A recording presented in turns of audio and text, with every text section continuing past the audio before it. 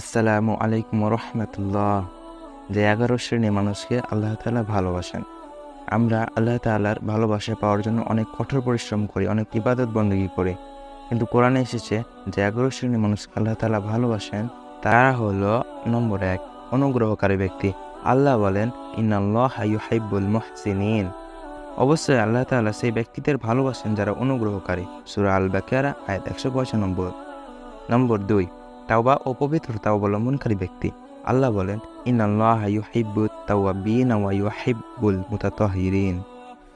আল্লাহ তাআলা অবশ্যই সেসব লোকদের ভালোবাসেন যারা তাওবা করে, এবং তিনি তাদেরও ভালোবাসেন যারা পাক পবিত্রতা অবলম্বন করে। সূরা আল বাকারা আয়াত 222। নম্বর 3 তাকওয়া অবলম্বনকারী ব্যক্তি।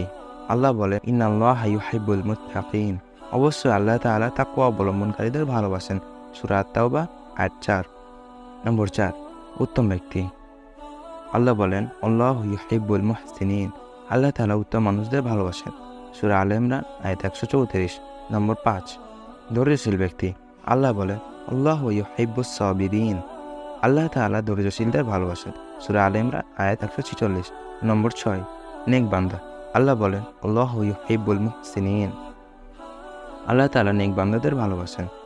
সূরা আলে ইমরান আয়াত 148। নম্বর 7 আল্লাহর উপর নির্ভরশীল ব্যক্তি।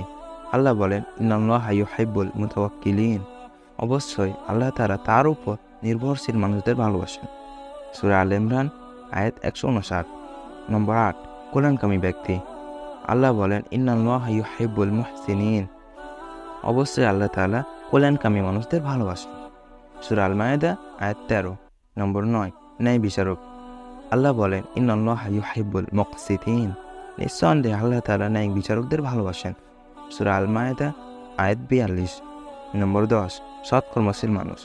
আল্লাহ বলেন, আল্লাহু ইউহিব্বুল মুহসিনিন। আল্লাহ তাআলা সৎকর্মশীল মানুষদের ভালোবাসেন। সূরা আল মায়েদা আয়াত 93। নম্বর 11 পাকসাপ লোকদের আল্লাহ ভালোবাসেন। আল্লাহ বলেন, আল্লাহু ইউহিব্বুল মুতাতাহহিরিন। আর আল্লাহ তাআলা পাকসাপ লোকদেরই ভালোবাসেন। সূরা আত-তাওবা আয়াত 108। আল্লাহ তাআলা আমাদের তার প্রিয় বান্দা হওয়ার তৌফিক দান করুক। আমিন।